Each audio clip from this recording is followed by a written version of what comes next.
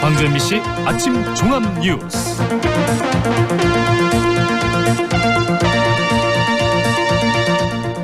(6월 27일) 목요일 아침 종합 뉴스입니다.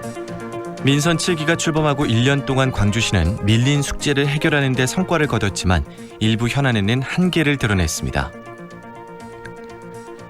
나주 SRF 열병합 발전소 가동을 2년째 반대해온 혁신도시 주민들이 환경성 조사 제안을 받아들였습니다. 광주 남구가 청사 개발 사업과 관련한 감사원 감사 결과에 대해 재심의를 신청하기로 했습니다. 이상 오늘의 주요 뉴스입니다.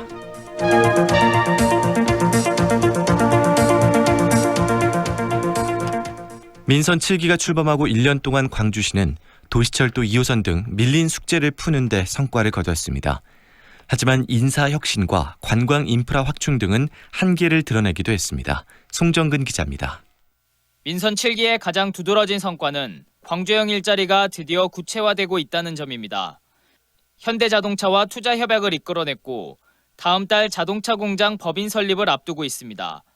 또 도시철도 2호선 논란을 16년 만에 대화와 타협으로 해결해 생활민주주의의 새로운 장을 열었습니다.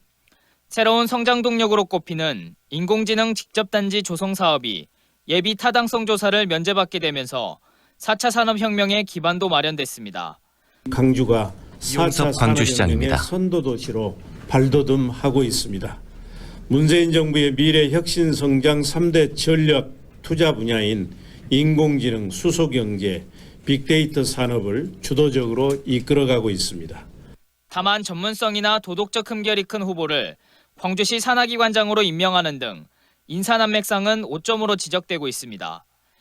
1년 뒤 일몰제를 앞둔 도시공원을 민간 특례 사업으로 조성하는 일에 검찰 수사와 주민의 반발 등 잡음이 이어지고 있는 것도 광주시가 풀어야 할 숙제입니다.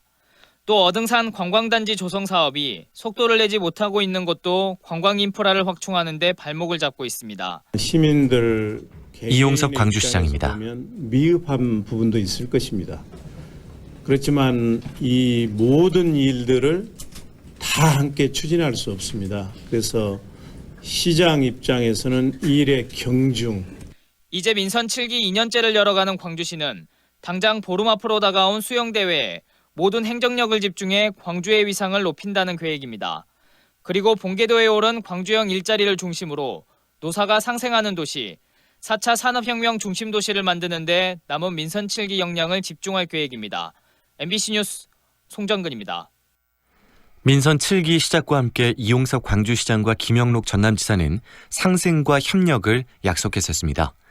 하지만 광주와 전남이 함께 풀어야 할 현안들은 오히려 뒷걸음질 치고 있습니다. 이계상 기자입니다. 광주 광산구와 전남 한평군이 경계를 이루는 지역에 빅그린 산업단지가 조성되고 있습니다. 총 면적 400만 제곱미터 규모로 행정구역상 절반은 광주, 나머지는 전남입니다. 광주 쪽은 완성차 공장 유치 등을 통해서 잔여 부지가 부족할 정도지만 전남 쪽은 기업 유치 계획조차 세우지 못했습니다. 광주 전남 공동 국가산단을 조성한 당초 취지와 달리 광주와 전남의 협업이 제대로 안 되는 상황입니다. 근데 녹구를 했는데 광주시에서 전라남도 관계자입니다. 완전 부정적인 강상구에서 엄청나게 반대하고 광주시에 반대하니까 말도 못 커지면 하고 있는 상태인 것 같습니다.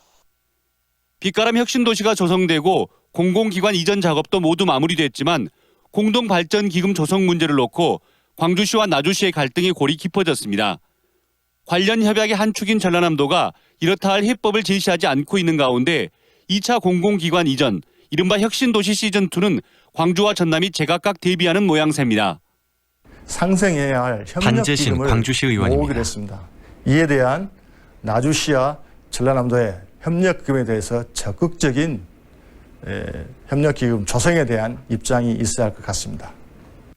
민선 7기가 출범한 이후 광주시와 전라남도는 딱 한 차례 상생발전위원회를 열었습니다. 광주 군공항 이전 문제를 해결하기 위해서 머리를 맞댔지만 관련 시군들이 거세게 반발하면서 이 문제는 광주시와 전라남도가 다시 만나기 힘든 걸림돌로 작용하고 있습니다. MBC 뉴스 이계상입니다. 광주 남구가 청사 개발 사업과 관련한 감사원 감사 결과에 대해 재심의를 신청하기로 했습니다. 광주 남구는 위탁 개발비 상환 책임이 전적으로 남구에만 있다는 결과는 받아들이기 어렵다며 임대 활성화 등 수탁기관으로서 노력해야 할 캠코의 책임에 대해 다시 한번 심의해 줄 것을 요구할 계획입니다. 남구는 또 사안의 중대성을 감안해서 채무 부존재 확인 소송 등 법적인 대응도 검토할 계획이라고 밝혔습니다. 한전공대 설립 기본계획안을 논의한 관계기관 회의가 연기됐습니다. 국가균형발전위원회는 오늘로 예정됐던 한전공대 설립지원위원회를 사정상 잠정 연기한다고 밝혔습니다. 이에 따라 한전이 용역을 통해 마련한 한전공대 설립 기본계획안 공개도 미뤄지게 됐습니다. SRF 열병합발전소 가동을 반대해온 나주 혁신도시 주민들이 환경성 조사 제안을 받아들였습니다. 유해성 여부를 놓고 2년을 끌어온 갈등과 불신이 해소될 수 있을지 주목됩니다. 이재원 기자입니다. 혁신도시 주민들이 한자리에 모인 보고회 자리. 900여 명이 참석해 열띤 토론을 벌였습니다. 2시간이 넘는 경론 끝에 주민들은 대책위원회의 권한을 위임하기로 결정했습니다. 지금 거버넌스를 주민 깬다면은 현은숙 씨입니다. 무조건 본가동을 한다는데 저희는 합의를 안 할 수밖에 없는 상황이죠. 범대입분들이 너무 고생을 많이 하셨죠, 지금. 권한을 위임받은 주민대책위원회는 10차 민관 거버넌스위원회에서 합의안을 최종 서명할 것으로 알려졌습니다. 지역 난방공사 역시 SRF를 원료로 2개월 동안 시험 가동한 뒤 1개월 동안 본 가동을 하는 것으로 입장을 최종 정리했습니다. 그리고 본 가동 기간 동안 SRF의 유해성 여부가 포함된 환경 영향성 평가를 실시하고 수용성 조사를 통해 열병합 발전소의 가동 여부를 최종 결정하기로 했습니다. 이건 지역 주민들이 많이 지역 난방공사 광주 전남지사 진종용 부장입니다. 보고 있습니다. 그래서 한번 저희가 환경영향조사를 잘 준비하도록 그렇게 하겠습니다. 하지만 주민들에게 남아있는 강한 불신을 어떻게 풀어낼지는 여전히 과제로 남아 있습니다. 이 때문에 SRF의 유해성 여부를 판단할 환경 영향성 평가는 시민 참여형으로 실시될 가능성이 높습니다. 그리고 주민 투표가 포함된 수용성 조사는 발전소를 중심으로 반경 5km 이내에 법정 리와 동주민만을 대상으로 실시될 것으로 보입니다. 2개월 동안의 시험 가동 뒤에 실시되는 환경 영향성 평가와 수용성 조사가 열병합 발전소 가동의 관건이 될 전망입니다. MBC 뉴스 이재원입니다. 광주와 전남 지역 환경 파수꾼 역할을 해온 광주환경운동연합이 창립 30주년을 맞았습니다. 광주환경운동연합은 어제 저녁 지역 인사와 시민 등 200여 명이 참석한 가운데 창립 30주년 기념행사를 열어 그동안의 성과를 되돌아보고 환경연구와 보존 활동의 중심이 돼 환경센터 건립을 위한 후원 행사를 가졌습니다. 또 광주환경운동연합은 무등산 난개발 계획 철회와 물관리 일원화 정책 제안 등 30년 동안의 활동 내용을 담은 백서도 발간했습니다. 광주시가 민간주택 건설사업 현장에 지역업체들의 참여를 확대하는 방안을 추진하기로 했습니다. 광주시는 기존에 600세대 이상 주택건설 사업계획을 승인할 때 지역업체가 70% 이상 하도급에 참여하도록 권장하던 것을 확대해서 600세대 미만이더라도 지역업체 하도급 참여를 권장하기로 했습니다.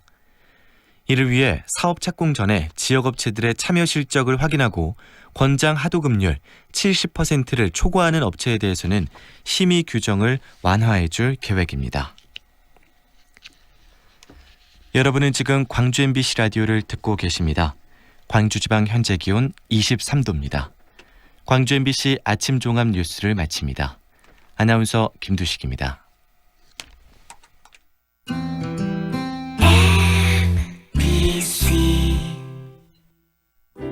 연기자 정동환입니다. 가끔 그 사람이 떠오를 때면 저도 모르게 하늘을 올려다봅니다. 누구나 그렇지요. 그리운 사람이 보고플 때면 을에 하늘을 올려다보게 되는 것. 사람이 곧 하늘이기 때문이죠. 사람을 하늘같이 섬깁니다. 스카이 장례식장. 2019년 여름방학 글로벌 인재양성 프로젝트 MBC 자녀안심 글로벌 캠프. 우리 아이들의 영어 자신감과 꿈을 찾아주는 재미있는 영어 캠프.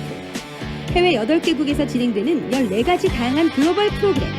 신청 및 문의는 1644-2676번입니다. 지금 시각은 8시 10분입니다.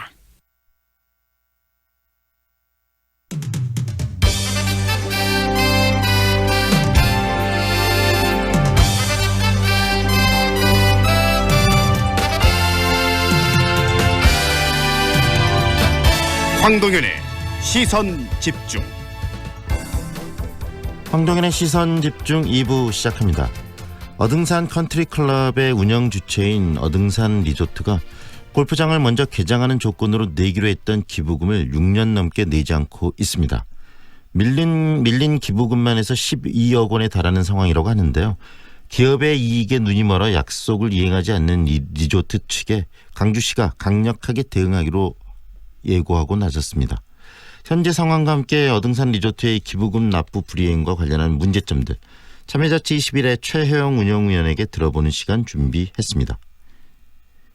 우체국 직원들로 이루어진 전국 우정노동조합이 압도적인 찬성률로 총파업을 결의했는데요.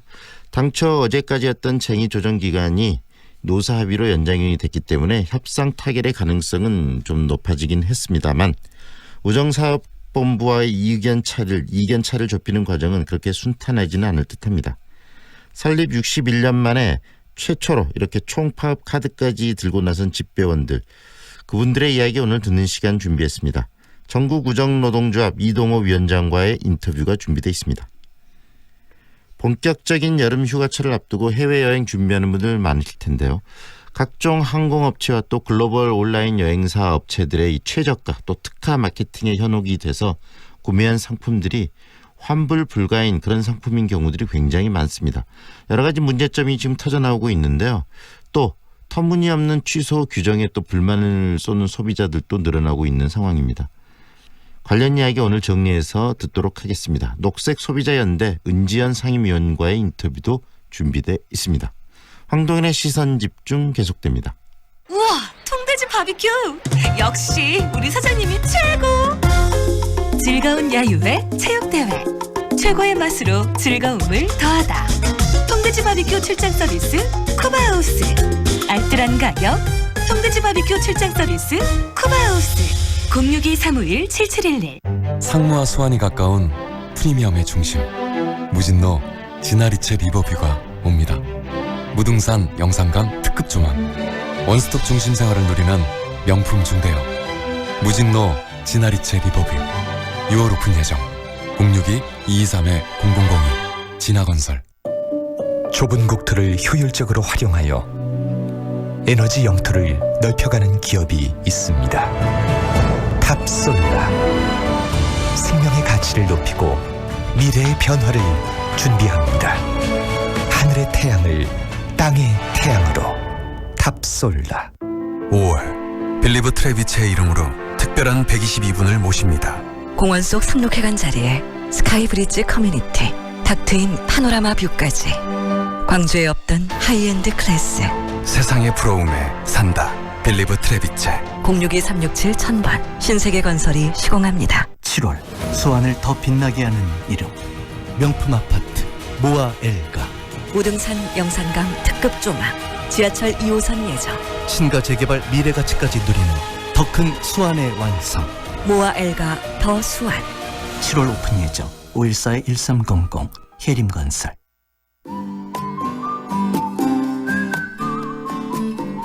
이 시각 교통정보입니다. 현재 광주 시내도로 대부분의 구간으로 출근길 정체가 시작됐습니다. 사고 구간까지 더해지면서 주의가 필요한 구간도 있는데요. 조금 전 회제로 백운초등학교 사거리에서 주월 사거리 방향 승용차가 내 사고 났습니다. 현재 가장자리 차로에서 차량이 이동을 해서 수습하고 있습니다. 계속해서 작업 구간도 있는데요. 경열로 유동 사거리에서 광주역 방향으로 백화점을 조금 못 간 가장자리 차로 막고 화물차 하역하는 작업하고 있습니다. 주의 운전하시는 게 좋겠습니다. 계속해서 이 시각 서하로입니다. 무능 고가도로에서 무능지구 입구 사거리 방향 좌회전 신호받는 차량들 신호 여러 번 받고 이동하고 있고요. 동문대로 문화사거리에서 동광주 나대목 방향 제속도 내지 못하고 있습니다. 서문대로에도 교통량이 증가해서 밀려 지나고 있는데요. 백운 교차로를 중심으로 신호 2번 이상 필요한 상태고요. 대광여고에서 대성여고 입구 삼거리 방향 더 나아가 광주대 입구 쪽으로도 제속도 내지 못하고 있습니다. 지금까지 좋은 아침 좋은 일자리 광주 전문 취업어플 사랑방잡 협찬 교통정보였습니다. 황동현의 시선집중 듣고 계시는 지금 시각 8시 15분 11초 지나고 있습니다. 지역사회 헌화를 목적으로 골프장을 조성해 놓은 어등산 리조트 측이 수년째 내기로 했던 기부금을 납부하지 않고 있다고 합니다. 기부를 빌미로 수익만 내고 약속을 이행하지 않는 이런 상황에 대해서 여러 비판들이 끊이지 않고 있는데요. 광주시에서는 강력 대응을 하겠다라고 예고를 했습니다. 이 상황들, 왜 이런 식으로 상황들이 전개되어 왔는지 정리를 해보겠습니다. 참여자치 21 최회영 운영위원 연결합니다. 안녕하세요, 위원님. 예, 안녕하십니까. 네, 어등산 리조트 지금 이 건설돼서 운영되는 이유부터 한번 들었으면 좋겠는데요. 광주시에서는 유일하게 시내에 들어있는 이 골프장 아니겠습니까? 예, 그렇습니다. 어떤 이유로 이렇게 광주시 내에 골프장이 들어서게 된 거죠? 어등산 일대는 원래 이 군 포사격장으로 이 황폐화가 되어 있었습니다. 이곳에 지난 2005년 2월 이 광주시가 어등산 1원 84만 평 부지에 이 체육시설인 골프장과 또 이 유원지, 호텔, 테마파크 등이 들어서는 이 관광단지 조성 프로젝트를 발표했고, 네. 이 같은 해에 이 광주시는 공고를 거쳐 우선 협상 대상자로 삼릉건설 컨소시엄을 선정했습니다. 네. 그리고 다음해인 2006년 1월에 기공식을 갖게 되는 거죠. 네. 그렇게 기공식까지 하고 지금 이 어등산 관광단지 조성 사업을 추진했었는데 사업은 지지부진하게 좀 추진되지 못하고 골프장만 들어선 거라는 말씀이시네요. 예, 맞습니다. 예. 그러면 지금 이 골프장의 소유주는 누굽니까? 어등산 리조트 주식회사인데요. 네. 이 어등산 리조트 주식회사의 100% 지분을 가지고 있는 것이 광주 관광개발입니다. 네. 우리가 이제 금강기업이라고 하죠. 네. 예. 금강기업이면은 우리가 송원백화점이나 또 송원그룹, 송원 그 학교재단들을 운영하고 있는 바로 그 재단을 말씀하시는 건가요? 네, 맞습니다. 예. 그러면 지역에서 굉장히 또 그 큰 역할, 지역을 상대로 여러 가지 수익을 내고 또 부를 축적한 그런 이 기업인데 지금 그 기업에서 운영하고 있는 골프장에서 내기로 한 기부금을 내지 않는다. 그 이야기 아니겠습니까? 예, 맞습니다. 예. 네, 이 기부 협약, 기부금을 내기로 당초 협약이 체결된 배경도 좀 설명을 해 주시죠. 이 골프장에서 골프장을 짓기 위해서 2009년도에 이 주식회사 어등산 리조트를 인수를 하게 됩니다. 좀 전에 말했던 이 금강기업이. 네. 그리고 이제 성개장을 하기 위해서 광주시와 약간의 이제 다툼이 있어서 소를 제기하게 되는데 법원에서 강제 조정안을 제시했습니다. 네. 이 강제 조정안의 내용을 조금 살펴보면 이 사업자가 차들인 이 경관 녹지하고 유원지 부지와 이 골프장 27홀 가운데 대중재 9홀에서 생긴 수익을 이 공익사업에 기부하는 조건으로 골프장 운영을 가능케 한다는 내용이었습니다. 네. 이 강제 조정안을 양측인 이 광주시와 어등산 리조트가 받아들여서 2012년 11월에 금조장학재단을 설립하고 골프장 적자와 관계없이 매년 2억 원을 재단에 기부하기로 시와 어등산 리조트가 협약을 맺게 되고서 성개장을 하게 되는 겁니다. 네. 지금 이 골프장을 개장하기 위한 조건으로서 매년 2억 원씩의 기부금을 내겠다고 약속을 했는데 단 한 번도 그럼 그 이후에 이것을 이행한 적이 없나 보죠? 설립할 때만요. 아. 네, 첫 해 설립할 때만 2억을 내고 그 이후부터는 한 번도 내지 않았다는 이야기인가요? 예, 맞습니다. 예. 네, 그러면 상당히 시간이 흘렀는데 그럴 부분에 대해서 광주시가 여러 가지 문제를 사전에 지적할 수도 있었을 텐데 지금까지 이렇게 지지부진하게 그 부분에 대해서 문제를 제기하지 않았던 것도 또한 문제네요. 예, 맞습니다. 그래서 2018년 4월 달에 정부 합동감사조사단에서 이 문제를 지적을 했습니다. 그랬는데도 그 이후에도 이 행정행위나 이런 것은 아무것도 없었습니다. 그렇기 때문에 이 어등산 리조트에서 어떻게 이 광주시의 행정을 바라보고 있는지 참 이거 안타까울 따름입니다. 네, 기부금 납부나 이행에 대한 강제 규정이나 이런 부분들을 당초 기부 협약을 할 때 집어넣지 않았습니까? 그래서 이 어등산 리조트 대표이사 책임 하에서 네. 이 기부금과 관련한 약속 이행 공증도 받았습니다. 네. 이 공증이라는 것이 법적 효력을 나타내기 위해서 네. 효력을 발생시키기 위한 강행 규정이기 때문에 네. 민사상 책임을 물을 수 있는 상황입니다. 네. 그렇게 책임을 물을 수 있고 여러 가지 그 장치들이 있었음에도 불구하고 지금까지 미온적으로 대처했던 광주시가 문제가 있었다는 생각이 드는데 이제 광주시가 나서서 이것을 갖고 강경 대응하겠다 이렇게 지금 이야기를 하고 있는 거네요. 네네네. 그동안에 이렇게 저희 어등산 리조트 측에서도 돈을 첫 해에만 내고 한 번도 내지 않으면서 여러 가지 변명들을 했을 것 같은데 어떤 이야기를 어등산 리조트 측에서는 하고 있습니까? 그게 이제 계속 적자 운영을 하고 있기 때문에 네. 좀 전에 말씀드렸다시피 이 대중제 구홀에서 나오는 수익금을 기부하겠다는 거고 이 적자와 상관없이 2억 원을 매년 기부하겠다는 겁니다. 그런데 지금 적자가 심해서 네. 그 기부를 할 수 없다는 내용이고 네. 또 그 감사단의 결과를 살펴보면은 이 회원제 18홀과 대중제 9홀의 이 시설을 분리하지 않았습니다. 회계상. 네. 그러니까 대중제 9홀을 이제 9홀이죠. 9홀을 이제 구분해서 수익금이 얼마라고 판단하기가 쉽지 않은 상황입니다. 네. 하지만 적자에 무관하게 2억씩은 내기로 이렇게 이 협약에 맞습니다. 들어 있다면서요. 그런데 적자를 핑계로 내지 않는다라는 것은 상식적으로 말이 안 되는 거 아닙니까? 예, 어불성설이고요. 네. 그리고 이 정부 합동 감사반에 의하면은 2013년부터 2016년도까지 수익금이 약 39억 9천여만 원으로 판단하고 있습니다. 네. 수익금이라는 것은 뭐 전체적인 매출을 말씀하시는 겁니까? 아니면 흑자 규모가 그 정도 된다는 이야기신가요? 이 지금 협약사항에서 네. 수익금이라는 것은 보통 회계상은 매출을 나타내고 있는데 네. 이 수익금이 이 소득으로만 바라봤을 때는 적자일 가능성도 있는데 여기에 대해서 명확한 판단을 못하고 있습니다. 네. 다만 이제 정부 합동 감사반의 판단만을 우리는 볼 수밖에 없는 겁니다. 네. 어등산 리조트 입장이 돼서 생각해 보더라도 계속 적자에서 이런 기부금, 약속했던 기부금도 못 내는 상황이라면 골프장을 문을 닫는 게 맞을 텐데 문은 닫지 않고 적자라면서 이런 약속 이행만 하지 않는다. 시민들의 상식의 눈으로 봤을 때는 이해가 안 되는 부분 아니겠습니까? 지금도 마찬가지고 이 광주시의 일원에 있는 골프장 중에서 제일 잘 되는 곳입니다. 네. 어떠한 이유에서든지 어떠한 자본 구조나 사업 구조 때문에 적자가 나는지는 모르겠으나 네. 그 말을 100% 인정한다고 하더라도 네. 가장 장사가 잘 되고 있는 골프장임에는 틀림없습니다. 네. 좀 늦었지만 광주시에서 적극 대응을 하겠다라고 이야기를 하고 있는데 그 대응의 방식에 대해서도 좀 이야기를 해 주시죠. 어떻게 대응해야 된다고 생각하십니까?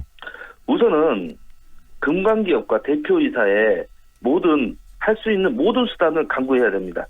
특히 이 대표의 그 약속 이행 공증을 받았기 때문에 네.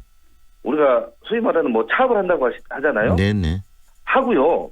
저는 강력하게 골프장 허가과 인허가권까지도 손을 대야 된다고 생각합니다. 그 이유는 뭐냐면 네. 광주시와 이 광주 시민을 속이고 이익을 편취하는 모습이 다만 어등산 리조트에서만 일어나는 일이 아닙니다. 지금. 네.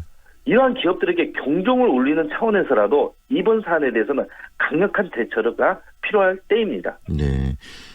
지금 모든 수단을 강구해서 이 문제에 대해서 지금 광주시가 나서야 된다는 이야기 아니시겠습니까? 예, 맞습니다. 다시 말하면은 광주시와 약속을 저버리는 기업에 대해서 광주시가 어떤 식으로 행정회를 할 것인가를 보여주는 사례가 또 이번에 되겠네요.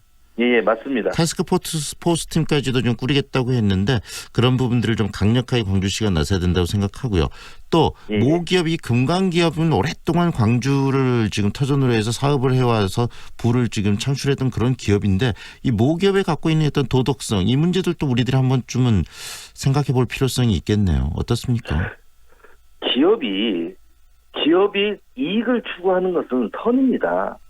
하지만 이렇게 시민과 시를 속이고 이익을 편취하는 것 자체가 상당한 문제고 이 도덕성의 기업 문화를 바꿀 수 있는 이 기회로 또 삼아야 됩니다. 이 이용섭 호가 네. 이용섭 호는 이렇게 이 시민의 절대적 지지를 받고 있기 때문에 이 절대적 지지를 믿고 그리고 이런 문제들을 해결해 나가야 됩니다. 그래서 다시는 어떤 기업도 이익 때문에 광주시와 광주 시민을 속이는 일은 없어져야 하니까요. 네, 이용석 광주시장 민선 7기 출범하면서 이야기했던 게 정의로운 광주, 올바른 광주의 모습을 이야기를 하셨지 않겠습니까? 예, 시장께서. 맞습니다. 그래서 이런 경우들도 정말 제대로 이 어떻게 보면 행정행위의 어떤 바로미터 기준을 세우는 그런 상황들을 좀 만들어내셨으면 좋겠습니다. 이번 상황도요. 예. 네, 맞습니다. 오늘 말씀은 여기까지 듣겠습니다. 고맙습니다. 예, 감사합니다. 지금까지 참여자치 20일 최회영 운영위원과 함께했습니다.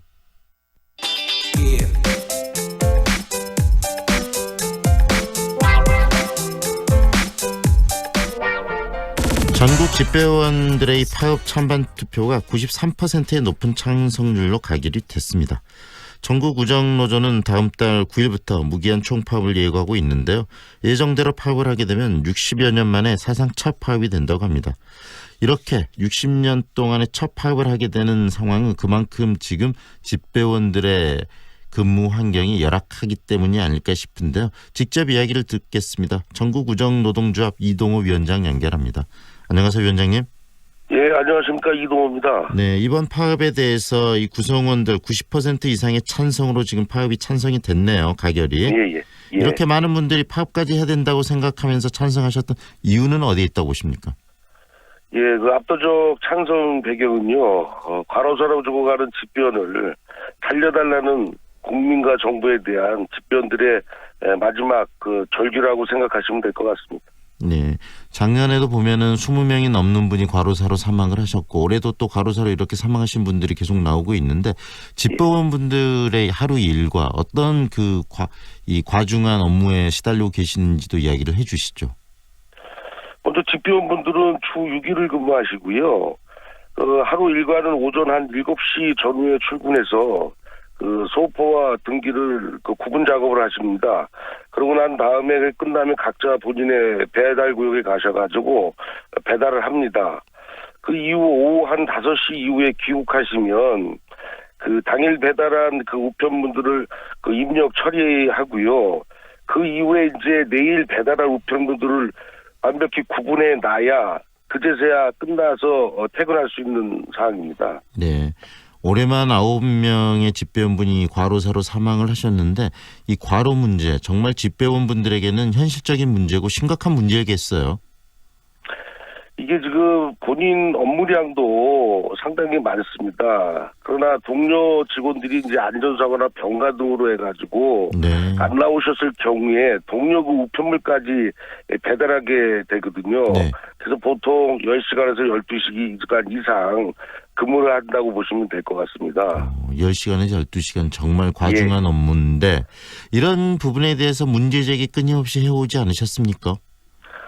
문제제기는 저희들이 한 10년 전 전부터 집배원의 과로사 해결을 위해서 여러 인력증을 통한 여러 가지 의견들을 많이 냈습니다. 근데 이번에 잘 아시겠지만 집배원 근로개선 추진단에서 권고한 2,000명 증원과 또 노사 간에 2번에 걸쳐서 합의한 인력 증원을 통한 완전한 주 5일 근무를 하자고 합의한 사항들을 지금 우정사업본부하고 정부에서 이행하지 않고 있는 실정입니다. 문재인 정부가 일자리 정부라고 이야기를 하고 있고 그다음에 이 최저임금제나 여러 측면에서 이 노동의 복지 측면들을 많이 고민하는 정부라고 생각이 되는데 이 부분에 있어서는 굉장히 소극적인 특별한 이유가 있을까요? 문재인 정부에서는 노동을 존중한다고 외치셨죠. 또 근로자들의 장시간 노동에서 벗어날 수 있게끔 인력 창출을 통해서 역할을 하신다고 말씀이 있으셨습니다. 그러나 우정사업본부에서 합의사항을 지키지 않는 이유는 올해 우편 적자가 1,960억 원이 발생한다는 이유만으로 노사 합의사항을 지키지 않고 있는 실정입니다. 이 우편이나 이런 집배원들이 하시는 일은 어떤 적자와 흑자의 문제가 아니고 국민의 기본적인 생활권과 또 우편이나 이 정보를 얻을 수 있는 그런 권리와 관련돼 있기 때문에 흑자 적자의 문제로 접근할 부분은 아닐 것 같은데요. 우리가 우정사업본부에서 보험하고 예금하고 우편 사업을 하고 있습니다. 보험하고 우편은 예금 사업은 작년 2018 5천억 원의 흑자를 냈습니다. 다만 아까 말씀드린 우편 사업은 보편적 서비스와 공공성이 많기 때문에 적자가 날 수밖에 없는 구조로 되어 있습니다. 다시 말해서 흑자 부분들을 가지고 이런 공공적 사업들, 집배원들이 하시는 이 배달 업무에 투자해서 전체적인 균형점을 맞춰주면 될 텐데 계속적으로 이런 공공기업들을 흑자 구조로만 몰아넣는 것도 집배원들의 이런 열악한 노동 환경을 더 가중시키는 이유일 수 있겠네요. 그렇습니다. 이게 저희가 국민 세금으로 봉급을 받는 게 아니고 특별회계이기 때문에 우리가 사업을 해서 벌어서 지급하는 구조거든요. 그러니까 예금이나 보험에서 흑자난 사항을 우편 쪽에 적자를 메꿔주는 게 당연한데 기재부에서 그걸 제도를 안 바꿔주는 상황입니다. 네. 그래서 집배원분들이 인력이 부족하고 과로는 더욱더 가중되고 그다음에 스트레스는 쌓이시는 상황인데 자 그렇다면 이번에 노조가 파업까지 하시겠다고 이야기하면서 촉구하는 부분들 좀 정리를 해 주시죠. 어떤 부분들을 요구하고 계십니까? 저희들이 각 사업장에 안전사고 사망하시는 분들은 좀 있습니다. 많이 있습니다. 그러나 과로사로 사망하는 분들은 그리 많지 않습니다. 대한민국이 선진국인데 후진국에서도 일어나지 않는 과로사가 공무원이 집배원들이 사망한다는 것은 참 수치스러운 일이라고 생각합니다. 네. 그래서 과로사로 사망하지 않도록 지금 집배원들을 좀 충원해달라는 게 첫 번째 이 요구 사항이신가요? 저희가 합의사항이 인력 증원을 통해서 완전한 주 5일 근무제를 하면 좀 과로사가 좀 줄어질 거고요. 또 인력 증원을 통해서 장시간 노동에서 좀 벗어날 수 있기 때문에 이 두 가지를 저희가 요구하는 겁니다. 네, 정부와 국회, 정치권에서 좀 나서서 이런 부분들 해결할 부분이 있다면 어떤 게 있을까요? 지금 저희가 작년에 인력 증원 1,000명이 국회에 올라갔다가 최종 소소위원회에서 예산이 반영이 안 됐습니다. 네. 따라서 이번 국회가 열리면 이번 추경에서 집배원 증원 예산을 꼭 반영해달라고 지금 여러분들 만나가지고 좀 부탁 좀 드리고 있는 상황입니다. 네, 지금은 노사가 그 부분을 가지고 지금 사전 조정 작업을 하시는 시점으로 알고 있는데 앞으로 이 총 파업의 계획들 또 좀 이야기를 해주시죠. 중로위 마지막 조정 일자리 연기가 돼가지고 7월 1일 날 열립니다. 네. 일단 저희 우정노조에서 최선을 다해서 임할 거고요. 혹시 결렬이 됐을 경우에 7월 2일부터 8일까지 준법 투쟁을 거쳐서요. 네. 최종 7월 9일 날 총파업에 들어갈 예정입니다. 네, 총파업을 하게 되면은 물론 파업의 내용이나 이런 부분들 간절함도 있으시겠지만 우편 업무 전반이 또 마비되게 되면 국민들의 어떤 공공 서비스 측면에서 굉장히 국민들의 불편함도 느끼실 텐데 그런 데에 대한 부담도 있으실 것 같아요. 예, 저희가 국민 여러분께 송구하고 죄송한데 작년에 잘 아시겠지만 방사능 물질이 있는 나돈 침대도 국민들께서 얼마나 불편하셨습니까? 다른 공공기관에서 안 하는 거를 저희 집배원들이 과중한 업무를 하면서 하고 또 주말에 이틀 동안에 휴일을 반납하고 완벽하게 처리하지 않았겠습니까? 따라서 이제 국민 여러분께서도 이런 집배원분들이 과로사로 어느 날 갑자기 세상을 떠나고 있습니다. 이 같은 허망하고 죽음을 막기 위해서는 불가피한 선택이었다. 파업이. 그런 거에 대해서 국민 여러분께서 좀 넓은 마음으로 양해해 주시고 많은 관심과 격려, 응원 좀 부탁드린다는 말씀을 드리겠습니다. 네, 여기까지 듣겠습니다. 고맙습니다. 인터뷰. 예, 고맙습니다. 그러니까 전국우정노동조합 이동호 위원장과 함께했습니다.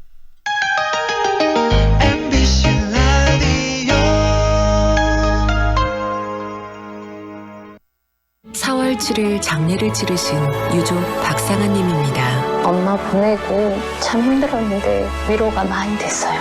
3월 4일 장례를 치르신 유족 전승현 님입니다. 덕분에 잘 치렀습니다. 정말 감사합니다. 진정한 위로 남문 장례식장. 미래도의 일상은 작품이 됩니다. 중해공원과 비엔날레 문화라이프. 미래도의 입지는 예술이 됩니다. 우수한 교육 환경과 우남 재개발 프리미엄. 기대하세요. 6월 중해공원 모아 미래도의 프리미엄이 당신을 찾아갑니다. 062-372-2001 모아 종합건설. 우리의 꿈을 펼치는 곳, 우리의 취업과 창업을 성취하는 곳, 광주대학교.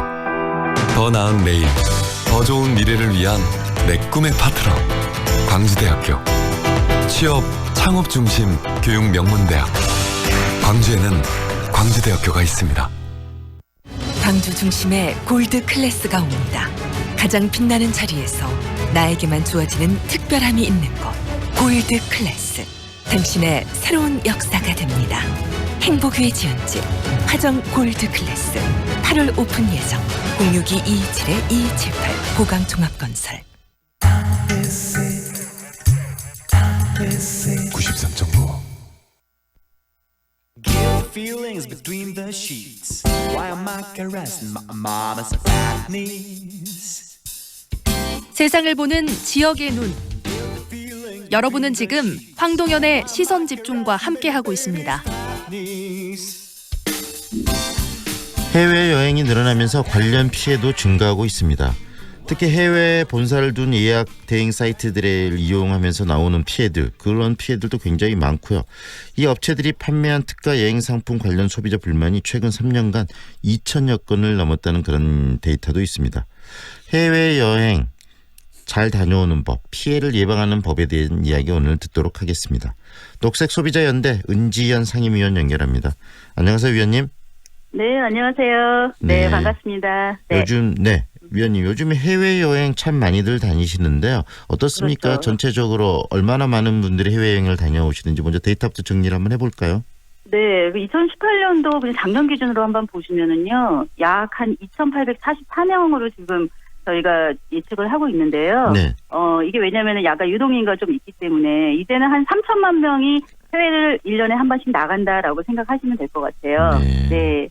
근데 이제 2019년도 그 5월 출국자 수를 한번 보시면은 한 240만 명 정도 되는데요. 네. 이게 이제 2010년부터 사실 계속 증가를 하고 있습니다. 그래서 2015년에서 17년까지는 한 3년 거침없이 계속 이제 성장을 하다가 요즘에 사실 경기가 그렇게 좋은 상황은 아니잖아요. 네네. 그래서 아마 올해 출국자 수는 작년하고 좀 비슷하지 않을까 그렇게 예측을 해볼 수 있습니다. 그래도 전체 인구가 한 5천만이 좀 넘는 상황에서 3천만 명 정도가 해외에 다녀온다, 여행을. 절반 이상이 해외에 다닌다는 이야기 아니겠습니까? 그렇죠. 그렇게 이제 보편화된 거죠. 네, 이렇게 여행 자체가 해외여행 자체가 보편화된 상황에서 여러 가지 또 해외여행을 다니기 위해서 뭐 저가 항공을 구매하신달지 다양한 방법을 가지고 해외여행을 준비하시는데 관련해서 피해들도 많이 속출하고 있다면서요. 그 사례도 좀 들려주세요.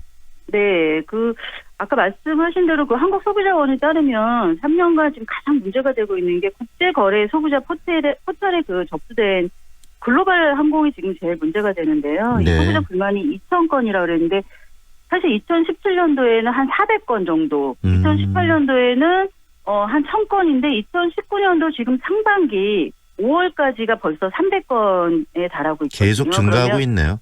그럼요. 예, 그래서 뭐 부킹닷컴이나 뭐 여러 가지 좀 사이트들이 있는데 불만 다발 상위 한 몇 개 업체들이 있어요. 뭐 아고다라든가 부킹닷컴이라든가 이런 몇 가지가 있는데 이런 업체들이 한 80% 정도를 차지하고 있습니다. 네, 근데 이제 가장 큰 불만 유형이 뭐냐면은 취소나 환급 지연 그다음에 거부하는 경우 지연하고 그런 경우가 한 73% 정도 차지하고 있습니다. 네, 결국은 뭐 변경이 생겨서 취소하거나 또는 환급을 요구했을 때 그런 부분들이 제대로 이루어지지 않는다라는 이야기인데 네, 그런 지적이 있습니다. 네, 그 부분이 제대로 이루어지지 않는 이유는 어떤 거죠?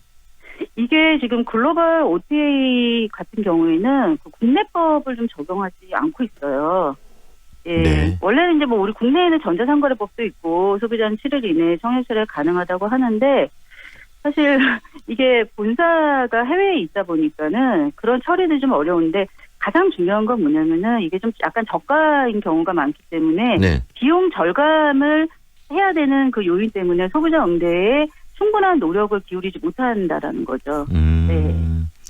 그러면은 지금 이제 이 뭐 여러 가지 그 업체들을 이야기를 해주셨는데 특히 항공권에 있어서도 그런 문제들이 좀 많이 발생하는 것 같아요. 저가 항공들을 얻기 위해서 갔는데 실질적으로 막상 해외에 나가서 그 항공권을 들이밀었을 때 여러 가지 뭐 사항들 때문에 국내에서 이 고가 항공권이나 일반 항공사 항공권을 구매하는 것보다 더 돈이 많이 나가는 경우들도 비일비재하게 발생을 하더라고요. 맞아요. 그런 경우도 있습니다. 이게 지금 우리 해외에서 판매하는 경우에는 원래 여기에 여러 가지 그 카드 수수료라든가 부가가치세가 들어가야 되는데 이제 그런 거를 처음에는 고시를 안 하는 거죠. 그래서 저렴한 가격으로 포장을 하는 겁니다.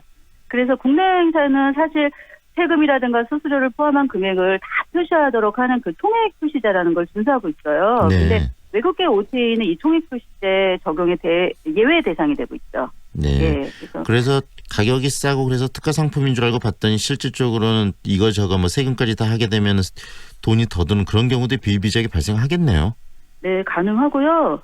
원래 예를 들어서 항공권 말고 이제 호텔 같은 경우에도 처음에 가격이라는 거는 호텔에서 가격을 책정을 합니다. 네. 이제 거기서 수수료를 지금 얼마를 할 건지에 대해서 사이트별로 다른 거지. 어떻게 보면은 가장 저렴한 사이트를 이렇게 조사를 한 다음에 직접적으로 호텔에 가서 직접 예약을 하는 그런 방법을 요즘에는 소비자들이 많이 현명해지고 있기 때문에 네. 그런 방법을 많이 쓰고 있습니다. 그러면은 예를 들어서 몇 번 더 10번을 하게 되면은 뭔가 프로모를 더 준다든가 하는 호텔에서도 고객을 충성 고객으로 잡기 위한 여러 가지 방법을 취하고 있거든요. 네. 네, 그런 방법도 있습니다. 여러 가지 이제 문제점들이 이야기를 좀 정리했는데 방금 하나의 이제 뭐 팁 여행 방법을 제시해 주셨는데 구체적으로 좀 이야기를 나눴으면 좋겠습니다. 이제 또 여름 이 휴가철이 다가오면서 여행 준비 또 해외 여행을 준비하신 분들이 많을 텐데 이런 분들이 좀 체계적으로 이런 피해를 당하지 않으면서 효과적으로 준비를 할 수 있는 방법에 대한 팁을 좀 주셨으면 좋겠어요. 일단 먼저 이 해외에서 이렇게 운영이 되고 있는 이런 대행 사이트들은 좀 운영 접속을 피하고 이런 걸 이용을 좀 피하는 게 좋을까요? 어떻게 보십니까? 이게 사실 지금 이게 소비자가 뭐 적극적으로 한다라고 해서 되는 부분은 아니에요. 좀 안타까운 부분인데 네. 이제 좀 왜 이렇게 됐는지에 대한 원인을 이제 좀 이해를 하셔야 될 것 같아서 소비자들이 이게 2012년도에 한미 FDA 협정이 이루어진 다음에 이제 온라인 여행업이 우리나라에 등록이 된 거잖아요. 네. 그래서 사실은 2010년부터 계속 성장을 한 거예요. 그런데 이게 국내법이 적용이 안 되고 있고 한국의 관광진흥법이라는 게 있는데 이게 여행업들에서는 저희 나라는 굉장히 잘 쓰고 있는데 외국은 적용이 안 되고 있거든요. 네. 근데 항공법 같은 경우에는 이거는 총액 표시자라는 게 있어서 뭐냐면은 아까 말씀드린 수수료라든가 이런 것들을 다 포함한 총액 표시제를 다 이행하게 되어 있어요.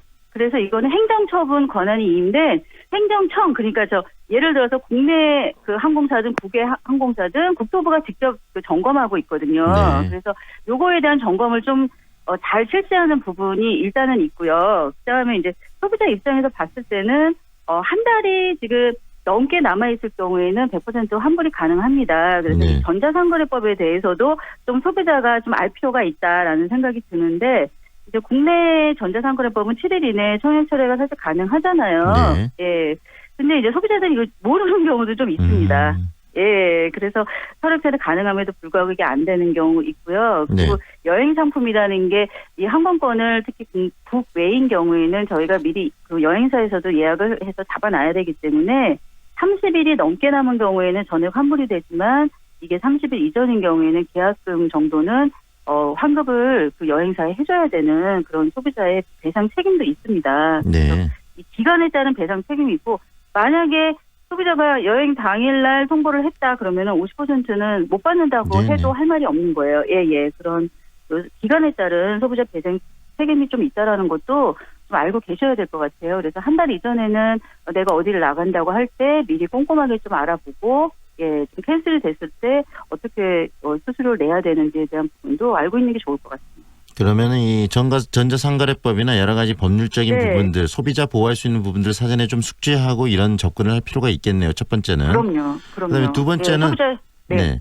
그리고 두 번째는 전자상거래법의 규정이 지금 국내 어떤 업체들이 이렇게 거기에 대해서 범위 내에 들어있기 때문에 국내 업체들을 통해서 이런 어떤 여행 상품들을 구매하거나 그랬을 때는 보상을 받을 수 있지만 해외 본사를 둔 회사를 통해서 이런 구매를 했을 때는 보장받을 수 없다는 사실도 알아야 되겠네요, 확실히. 네, 그런데 이제 그래도 한 가지 네. 저희가 한국소비자원 같은 경우에는 피해구제 신청을 해서 이제 합의 공고를 하는데 이게 가장 문제가 되는 게 연락이 잘 안 되는 거잖아요. 네. 이게 연락이 거의 로또 수준으로 되는데 상담 쪽이 그렇죠, 네. 그래서 그래서 피해분쟁조정위원회에 분쟁조정 절차를 거치면 만약에 정말 어떤 한 OTA 업체가 계속 분쟁에 만약에 문제가 된다라고 하면은 이거는 좀 공정이나 한국 소비자원 차원에서도 움직일 수 있는 거니까 제가 보기에는 그래도 소비자들이 좀 적극적으로 그런 부분에 대한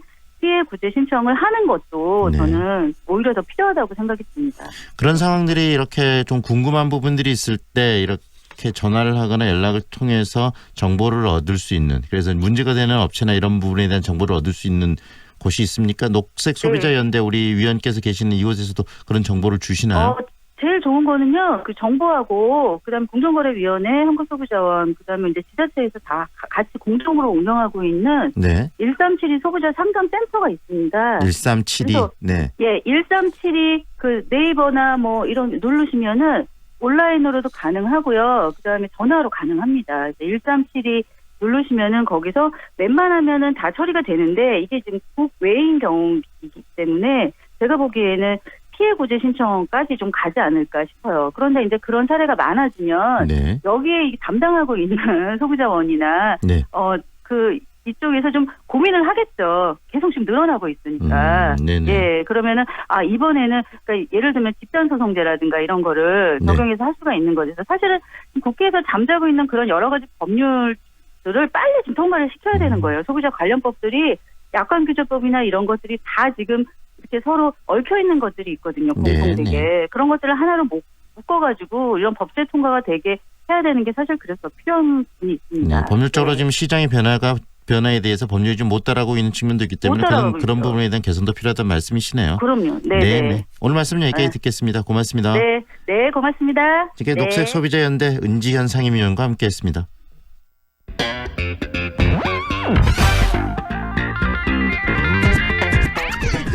매일 이 시간 다양한 남들 소식을 만나보고 있죠. 오늘은 전남 서부권 소식 정리입니다. 목포시민신문 류영철 국장과 함께하겠습니다. 안녕하세요, 국장님.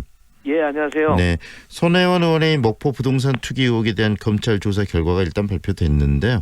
네네. 논란이 좀 가중되는 모양새인데 어떤 부분들이 지역에서 논란이 되고 있습니까? 네, 그렇습니다.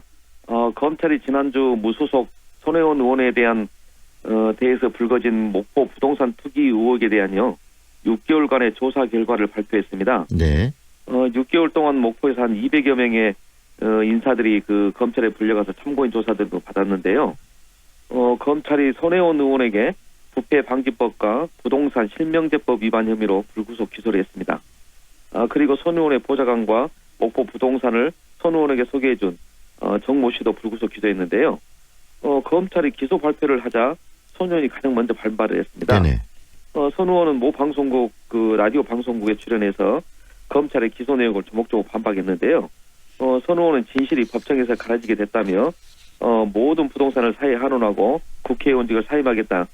이게 바로 그 재판이 끝나는 이에 미뤄지게 됐다면서. 만약 문제가 있으면 그렇게 하겠다고 지금 이야기를 손 의원이 했던 거 아니겠습니까? 네네네. 그 발표를 했었죠. 네. 그래서 그 조사의 부당성을 주장하는 자기가 약속했던 것을 지키지 못하게 됐다고 하면서 부당성도 주장했습니다. 네. 검찰 조사 결과가 목포의 현안 사업이 그 도시재생 사업과 관련된 것으로 발표되면서 지역에서는 관련된 인사들이 사실과 다르다며 나서면서 지역에서 논란이 확산되는 모양새를 갖고 있습니다. 네. 어찌된 일인지 검찰 조사가 마무리된 시점에서 또다시 손 의원에 대한 목포 부동산 투기 의혹은 명확한 사실이 드러나지 않고 논란이 백화쟁명으로 커지는 모양새입니다. 검찰이 발표를 했는데 더 이 투기 의혹이나 상황들이 더 명확해지지 않았다라는 네네. 말씀이신데 지금 손 의원 부동산 투기 의혹과 관련한 검찰 조사 결과에 가장 논란이 되는 부분들은 그러면 어떤 겁니까? 네. 지역에서 논란이 되는 것은 부패방지법 위반 혐의가 되는 비밀 정보가 어떤 것이냐 하는 그 성격의 그 논란이 가장 큽니다. 네. 목포 도시재생사업과 관련한 비밀 정보를 습득해서 자신의 이익을 취하기 위해 14억 원어치의 그 부동산을 구입했다고 검찰은 발표를 했는데요. 그러나 이에 손 의원은 지난 2016년 5월 18일 습득한 도시재생 비밀 정보는 당시 시장이 건네준 것으로 용역과 주민공청회에서 보고된 내용의 요약본으로 비밀 정보가 될 수 없다는 것입니다. 네. 당시 비밀 정보를 건네줬다는 당사자인 박옥률 전 목포시장이요. 지역 방송국과 그 인터뷰에서도 이미 주민과 시의원들에게 공개된 자료로 비밀 자료가 될 수 없다고 말하면서 논란이 확산되고 있습니다. 네. 검찰은 당시 시장의 비밀 정보를 취득해 손 의원이 목포에 부동산을 매입했으며 보좌관도 남편 명의 부동산을 구입하는데 결정적인 그 자료가 됐다고 발표를 했습니다. 또 손 의원에게 그 목포 부동산을 그 소개해준 청소년 쉼터 여자 그 청소년 여자 쉼터를 운영하던 정모 씨. 네. 그분은 비밀 정보를 훔쳐서 사업이 진행되는 곳 부동산을 집중 취직했다고 발표를 했습니다. 결국 검찰에서는 비밀 정보를 습득해서 했기 때문에 위법하다고 보는 것이고 불법이라고. 네네, 지금 이쪽 손혜원 측과 또 이 목포시장 측에서는 비밀 정보가 아니기 때문에 위법성이 없다고 본다. 지금 그 말씀이시네요. 예, 그렇습니다. 이 박홍률 전 목포시장이 당시 건넸던 이 도시재생 정보가 비밀권이 아니라는 입장을 현재 지금 계속해서 견제하고 있는 것이고요. 네네. 목포시도 입장 보도자료를 지금 발표했는데 논란에 또 그 발표가 불을 지폈다면서요. 네, 그렇습니다. 박홍률 전 목포시장이 그 검찰 조사와 관련해서 이례적으로 입장을 내놓은 것과 관련해서요. 목포시도 그 비슷한 입장을 내놓긴 했는데 그 입장이 좀 다릅니다. 네. 그러면서 전 시장과 현 시장 간의 공방으로 이어지는 그 형국인데요. 두 사람은 지난해 6월 선거가 끝나고요. 서로 선거법 위반으로 고소 고발을 하면서 갈등도 보이기도 했습니다. 작년에 그 지방선거에서 232표 차로 당락이 결정될 정도로 아주 박빙 승부를 했었습니다. 네. 이후 선거법 위반 고소로 전임 시장이 추진했던 사업에 대한 목포시의 입장 선회 등으로 지역이 한참 시끄럽기도 했죠. 네. 그런데 그 손의원 부동산 투기 의혹 사건에서 서로 다른 입장, 그 미묘하지만 다른 입장을 보이면서 지역 정가에선 다음 시장 선거를 앞두고 네. 서로 감정 싸움하는 거 아니냐 하는 분석도 내놓고 있습니다. 하지만 전임 시장과 현 시장이 지역의 중대한 현안인 도시재생 사업에 대해서 서로 다른 입장을 보이면서 시민들은 도시재생 사업이 또 자초되는 거 아닌가 하는 불안감도 감추지 않고 있습니다. 네, 바로 그 부분일 것 같아요. 방금 말씀하신 네네. 것처럼 이 전임 시장과 현 시장 사이에서 또 감정 싸움까지 일어나 있고 이런 상황에서 방금 이야기하신 것처럼 정말 시민들이 바랬던 도시 재생 사업이 자초되면 네네네. 어쩌나라는 그런 불안감이 시민들 사이에 있을 것 같은데요. 그렇습니다. 정말 시민들 반응도 궁금합니다. 어떻습니까? 네, 목포 시민들은요 이런 소모적인 논쟁을 빨리 사라지길 바랍니다. 도시재생 사업으로 모처럼 호기를 맞은 목포시 도심 원도심에 대한 개발 사업이 진행되기를 바라고 있는 것이죠. 네. 또 정치적 쟁점도 이젠 더 이상 끝내야 한다는 반응입니다. 일부 몇몇 시민들도 정치적 입장에 따라서 사건을 달리 바라볼 수도 있지만 이젠 더 이상 목포 재생 산업이 도시 재생 사업이 여야 정치적 쟁점의 도구로 그 전락하지 않고 사업 추진에 영향을 받지 않기를 바라고 있는 것이죠. 네. 시민들에게 이런저런 질문을 하면 목포 사람들의 정의로운 기질로 이런저런 말을 하기도 하는 것은 사실입니다. 그렇지만 그동안 과거 영화를 뒤로하고 폐허로 변해버린 원도심이 다시 사람이 찾아오고 돈이 모여서 옛 도심의 상권을 되찾기를 바라는 것은 목포 시민들 모두의 한결같은 마음일 것입니다. 네, 오늘 말씀 여기까지 듣겠습니다. 고맙습니다. 네, 감사합니다. 지금까지 목포시민신문 류영철 국장과 함께했습니다. 교통정보입니다. 현재 고속도로 상황인데요. 호남고속도로 순천 방향으로 곡성 휴게소부터 추월차로 막고 중앙분리대 공사하고 있습니다. 이 여파로 밀려 지나고 있으니까요. 주의 운전하시는 게 좋겠습니다. 광주시내 도로 상황 알아보면 필문대로 남광주 고가도로에서 조선대 입구 사거리 방향 밀려 지나고 있습니다. 지금까지 교통정보였습니다. 좁은 국토를 효율적으로 활용하여 에너지 영토를 넓혀가는 기업이 있습니다. 탑솔라. 생명의 가치를 높이고 미래의 변화를 준비합니다. 하늘의 태양을 땅의 태양으로. 탑솔라. Ready for Freedom Days? 오직 6월 한 달간 집 전차종 휴가비 지원. 그랜드 체로키 최대 1,300만 원 할인 또는 여행 바우처 제공. 어디든 자유롭게 떠나라. Freedom Days Jeep. 5월 빌리브 트레비체의 이름으로 특별한 122분을 모십니다. 공원 속 상록회관 자리에 스카이브리지 커뮤니티 닥트인 파노라마 뷰까지. 광주에 없던 하이엔드 클래스. 세상의 부러움에 산다. 빌리브 트레비체. 062-367-1000번 신세계건설이 시공합니다. 송정역으로 어디든 빠르게 미래 가치에 오를 마지막 기회를 잡아라. 수촌 3차 국제미술회 7월 오픈. 8년 임대로 미래도 생활가치도 오래도록 누릴 수 있도록 수촌 3차 국제미술회가 또 한 번 당신을 찾아갑니다. 임대문이 광주 사사륙의 오찬반. 광주 중심에 골드 클래스가 옵니다. 가장 빛나는 자리에서 나에게만 주어지는 특별함이 있는 곳. 골드 클래스. 당신의 새로운 역사가 됩니다. 행복 위에 지은 집 화정 골드 클래스. 8월 오픈 예정. 062-227-2278 보강종합건설. 황동현의 시선 집중이 오늘 준비한 내용은 여기까지입니다. 함께해 주셔서 고맙습니다.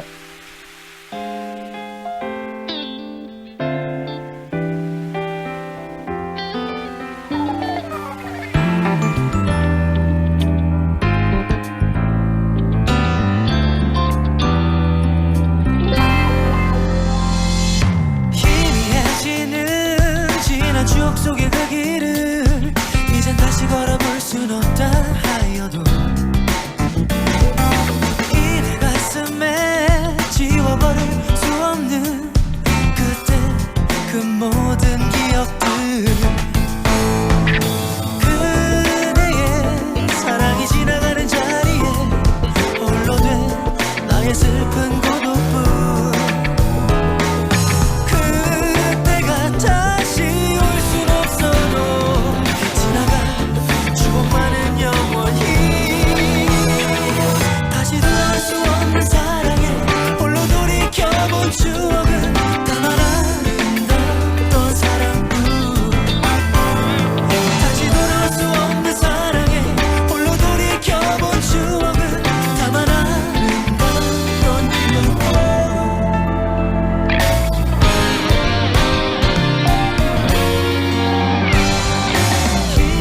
희미해지는 지난 추억 속의 그 길을 이젠 다시 걸어볼 순 없다 하여도 이내 가슴에 지워버릴 수 없는 그때 그 모든 기억들 지금 시각은 8시 57분입니다. 광주 MBC 카자흐스탄 문화 탐방. 알마티는 세계에서 가장 아름다운 도시다. 세계적인 소설가 해밍웨이도 극찬한 알마티. 차른 협곡의 웅대한 장광 속으로 만년설을 달리는 침블락 스키장, 이시쿨 호수 유람선 체험과 하루의 피로를 녹이는 유황 온천욕, 하얀 설원을 바라보며 즐기는 나이스샷, 골프 체험까지 노쇼핑, 노옵션, 온 가족과 즐기자. 카자흐스탄의 눈부신 매력 속으로 초대합니다. 자세한 문의는 광주 226-6070입니다.